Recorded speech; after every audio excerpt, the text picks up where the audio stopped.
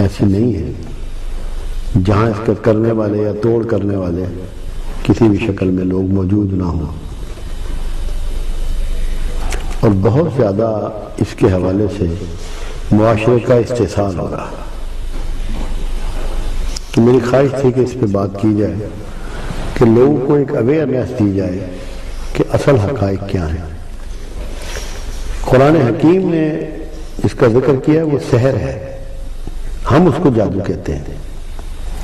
سحر کے بنیادی معنی یہ ہیں کہ جو کچھ دکھایا جائے اصل میں وہ نہ ہو. جو کچھ آپ دیکھ رہے ہوں، آپ محسوس کر رہے ہوں، اصل میں وہ نہ ہو. اس کا اظہار آپ دیکھیں کہ جب موسیٰ علیہ السلام فرعون کے دربار میں جاتے ہیں اور اپنے بھائی ہارون کے ساتھ، تو جادوگروں سے کہتے ہیں کہ تم نے جو ڈالنا ہے ڈالو. تو انہوں نے رسیاں ڈالی تو وہ سانپ بن گئی. اصل میں وہ سانپ نہیں تھی. یہ سحر ہے کہ وہ سانپ نہیں تھی، وہ رسیاں ہی تھی، بن بھی نہیں سکتی. مگر اللہ کے اس رسول کو جب اللہ نے کہا کہ تم اپنا عصا ڈالو، اس نے اژدہے کی شکل اختیار کی اور وہ ساری چیزوں کو نگل گیا. وہ حقیقت تھی. اور اس سے پہلے جو ہوا وہ استدراج تھا کہ جو کچھ دکھایا جا رہا ہے وہ اصل میں نہیں تھا. تو سحر کی بنیاد اس چیز پر ہے، جو آپ محسوس کرتے ہیں، جو آپ سمجھتے ہیں، جو آپ دیکھتے ہیں، اصلاً وہ نہیں ہوتا، وہ اصل میں نہیں ہوتا. ابھی آپ دیکھیں ہمارے پر لوگ آتے ہیں اور ایک بہت بڑی تعداد آتی ہے. وہ کیا کہتے ہیں کہ جی بیٹی کا رشتہ کسی نے باندھ دیا، رشتہ نہیں ہو رہا، پڑھی لکھی ہے، خوبصورت ہے، جوان ہے، ساری گن ہیں، ساری خوبی ہیں، لوگ آ رہے ہیں رشتے دیکھنے کے لیے. رشتے والی کو بھی کہا ہوا ہے جو ارینجمنٹ کرتی ہے، رشتہ نہیں ہو رہا، کسی نے رشتہ ہمارا باندھ دیا. یہ ایک ایسی کمپلینٹ ہے جو پورے معاشرے میں اس وقت گھر گھر کی کہانی ہے، ہر جگہ بکھری ہوئی ہے، سب لوگ اس کے ساتھ آ رہے ہیں. اس میں تعلیم یافتہ، غیر تعلیم یافتہ، مذہبی علم کے گھرانے، غیر مذہبی علم کے گھرانے، بہت بڑے بڑے بیوروکریٹس، بڑے بڑے عہدے داران، بڑے بڑے بزنس مین، بڑے بڑے انڈسٹریلسٹ، بڑے بڑے زمیندار، بڑے بڑے پولیٹیشین، سب لوگ ایکولی ایک ہی کمپلینٹ کرتے نظر آتے ہیں. آپ اس میں معاشرے کو کلاسیفائی بھی نہیں کر سکتے کہ آپ کہیں کہ اس کی کلاسیفیکیشن کر لیں. سب لوگ ایک ہی بات کرتے ہوئے نظر آتے ہیں. اور میں بعض کا سوچنے پہ مجبور ہوتا ہوں کہ ان کی اتنی اعلیٰ تعلیم ہے مگر اس تعلیم نے ان کو اس شعبے میں کچھ نہیں دیا. یہ بالکل وہی بات کر رہے ہیں جو کوئی ایک پرانے زمانے کی ان پڑھ غیر تعلیم یافتہ خاتون کر رہی. بڑا حیران ہوتا ہوں. پھر دوسرا آ جائے گا کہ جی بیٹے کی روزگار ہی نہیں مل رہا، ویزے کے لیے پیسے بھی دیے ہوئے ہیں، ویزا نہیں لگ رہا، نوکری نہیں لگ رہی. اس نے تو بی کام بھی کیا ہوا ہے، اس نے تو ایم بی اے کیا ہوا ہے، اس کی یہ تعلیم ہے، نوکری نہیں لگ رہی. یہ آ جائے گا کہ یہ کسی جادوگر نے ہمارا رزق باندھ دیا، سیل ہی نہیں ہوتی، سارا دکان پہ بہترین سودا موجود ہے، بڑی محنت کرتے ہیں، سیل ہی نہیں ہوتی. جی یہ آ جائے گا کہ کسی نے رزق باندھ دیا. پھر آ جائے گا کسی نے ہماری کوک باندھ دی ہے کہ اولاد ہی نہیں ہو رہی. سب ڈاکٹروں سے چیک اپ کرا لیا، گینیکولوجسٹ کو بھی دکھا لیا، دونوں بیٹا بیٹی ٹھیک ہیں، اولاد ہی نہیں ہو رہی.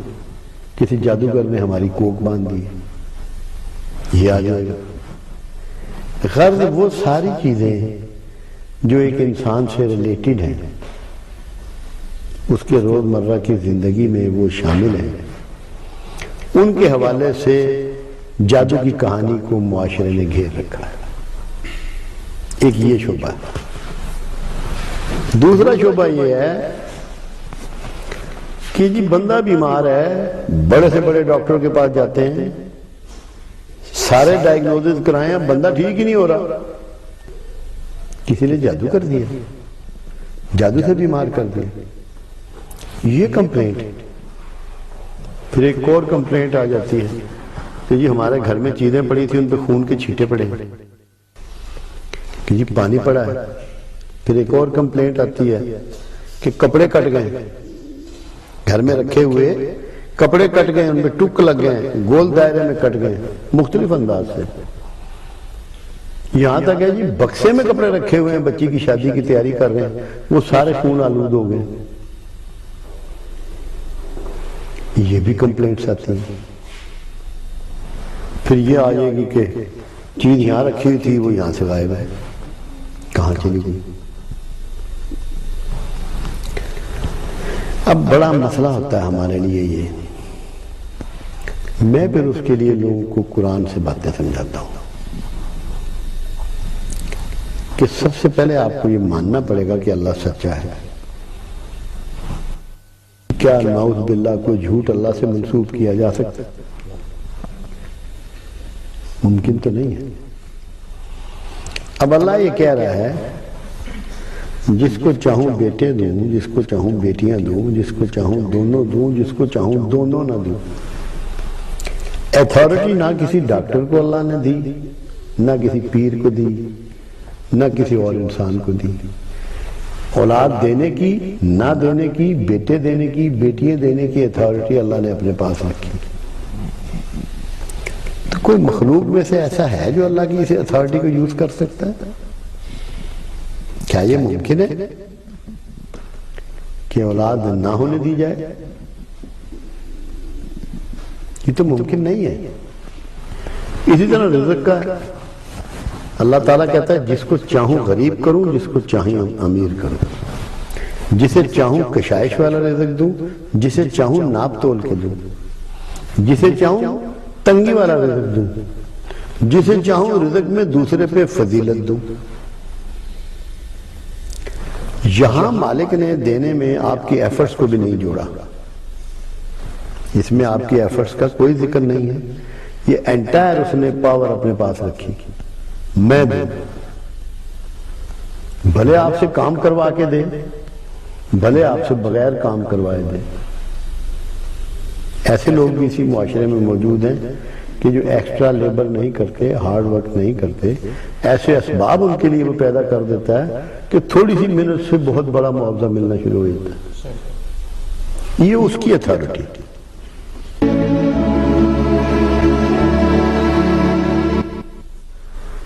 جسے چاہوں صحت دوں، جسے چاہوں صحت نہ دوں، جس کو چاہوں عزت دوں، جس کو چاہوں ذلیل کروں. مطلب یہ اللہ کے کلیم ہے.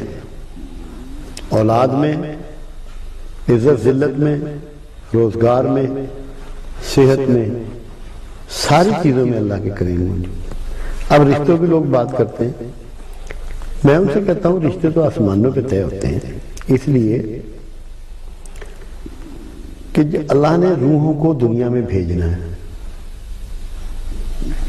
تو بھیجنے سے پہلے وہاں لکھا جاتا ہے کہ یہ فلاں ماں باپ اس کے ہوں گے جن کے ہاں یہ روح جائے گی.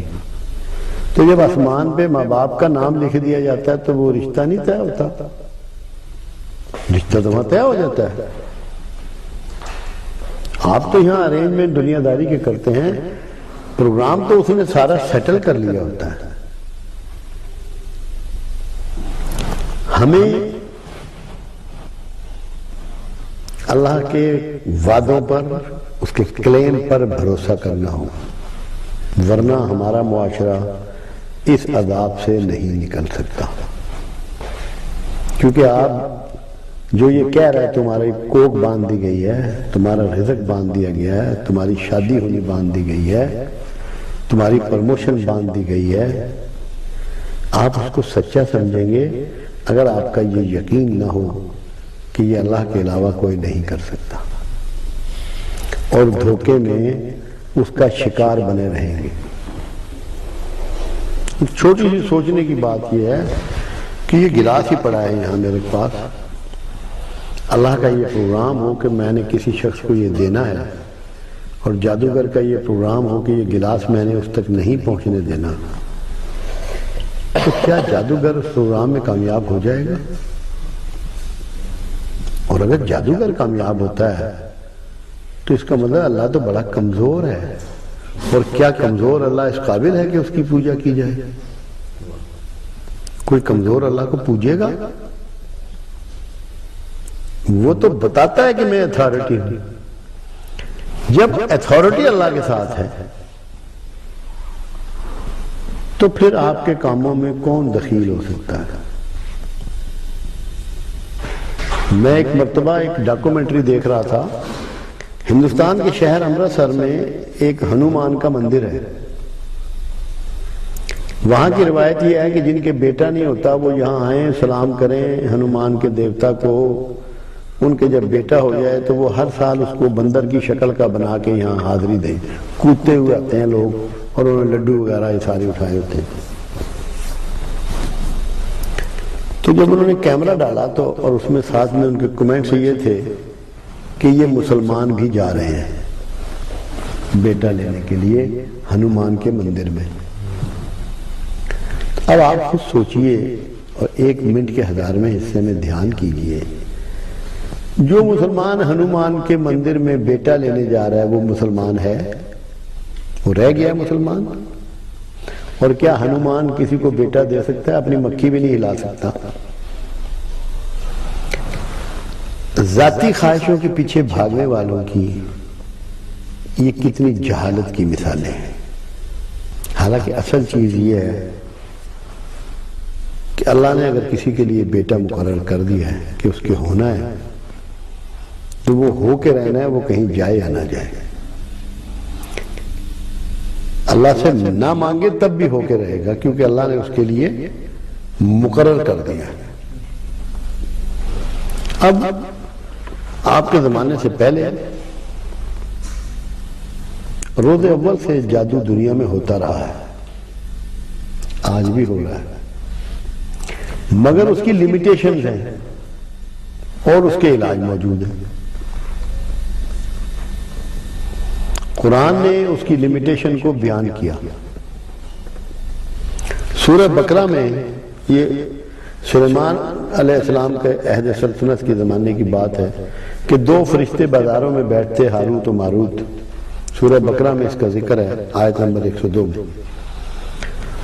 اور وہ لوگوں کو جادو سکھاتے، لوگ ان سے جادو سیکھنے کے لیے آتے، مگر وہ جادو یہ ہوتا تھا کہ میاں بیوی کے درمیان اختلاف ڈلوا دیا جائے، اور ایسا نہیں بھی ہو سکتا اگر اللہ نہ چاہے۔ اگر اللہ نہ چاہے، اللہ اگر نہ چاہے تو یہ ہاروت و ماروت ہو یا کوئی بھی ہو، وہ ایسا نہیں کر سکتے۔ جو غلط فہمی پیدا کرنے کی ان کو استدلال طاقت دی گئی، یہ میکسیمم ان کا ایک تھا جو وہ کر سکتے تھے، اور یہی اللہ کے رسول صلی اللہ علیہ وسلم نے اس کو بیان میں فرمایا۔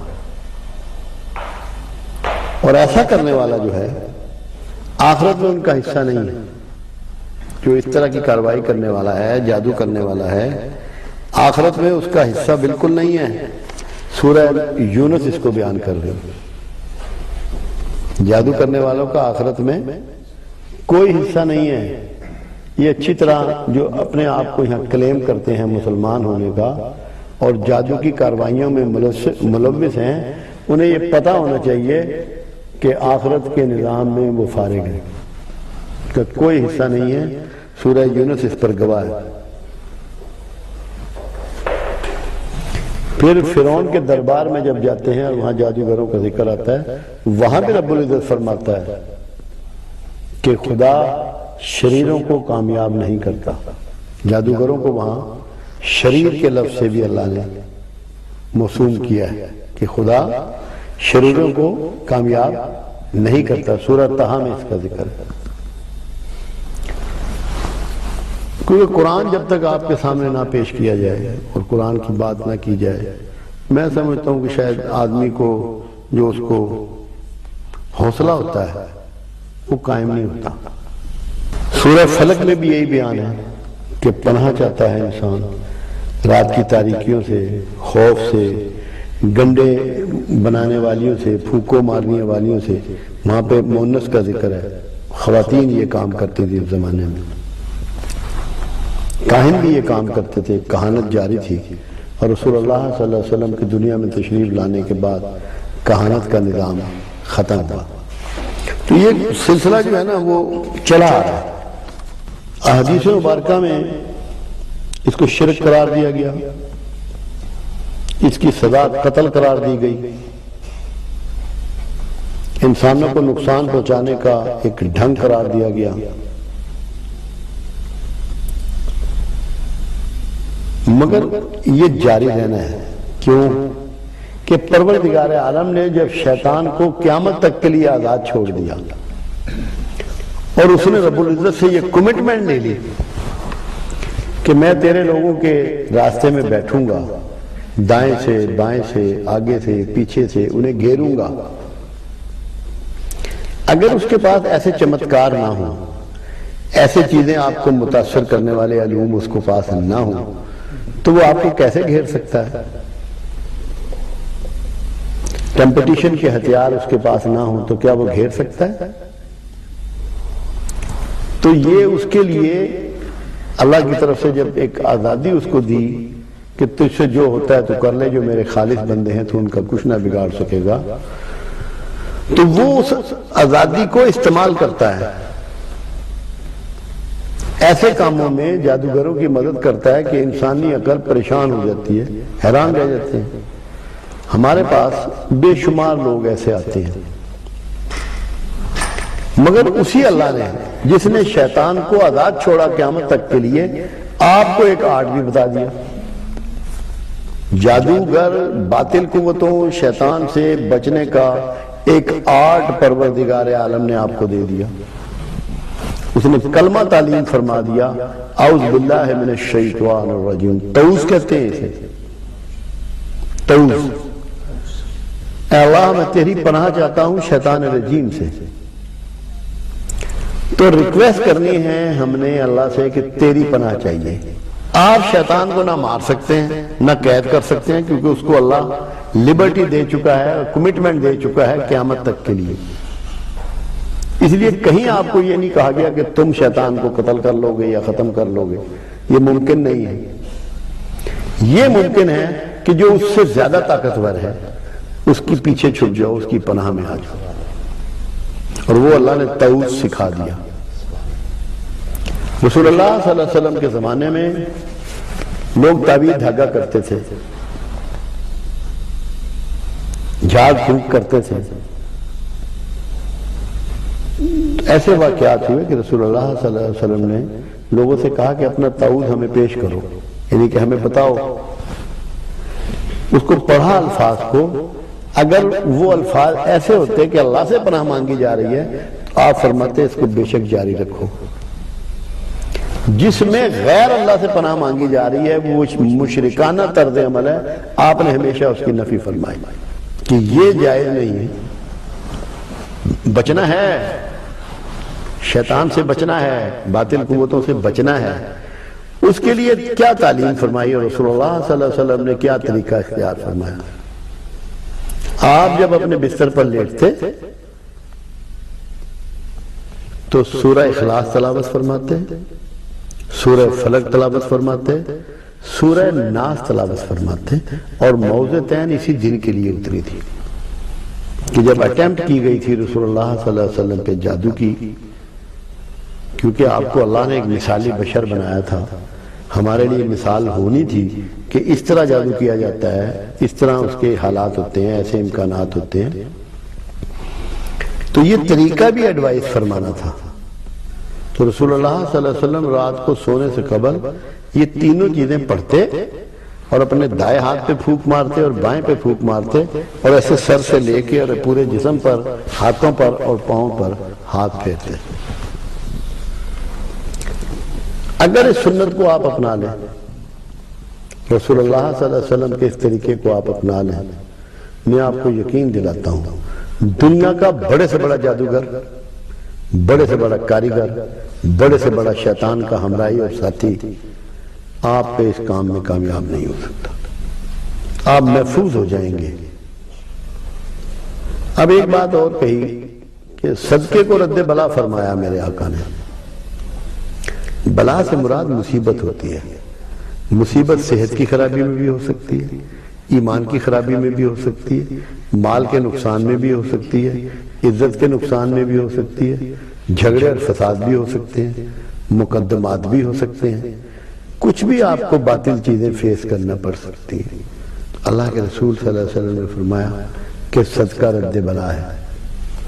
ہم نے ساری زندگی ایک ہی بات سمجھی کہ بکرا ڈھونڈ لو اور کالا ڈھونڈ لو تو جلدی یہ کام ہو جائے گا، حالانکہ جو اس کے اندر چھپا ہوا اصل پیغام تھا اس کو فراموش کر دیا۔ وہ اصل چیز ہے کہ صدقہ رد بلا ہے، تم سچے ہو جاؤ، بلائیں تمہیں چھوڑ دیں گے، صدق اختیار کر لو۔ جو اس کا کوڈ میسج ہے وہ یہ ہے کہ اگر سچے ہو جاؤ اور جھوٹ کو اپنی زندگی سے نکال دو، سارے جادوگر جھوٹے ہیں، سب باطل ہیں، کوئی آپ کو ایک بال بھی بیکا نہیں کر سکتا اگر اپنی زندگی میں آپ سچائی کو اختیار کر لیں۔ اس جادو کی کوئی حیثیت نہیں۔ یہ تعویذ جیسے نکلے ہیں، تعویذ اس زمانے میں چلے آ رہے تھے۔ تعویذ سے ہے تعوذ، پناہ مانگنا اللہ کی شیطان سے، اور وہی تعوذ پڑھنے کا ہی ہمیں حکم ہے۔ آپ قرآن بھی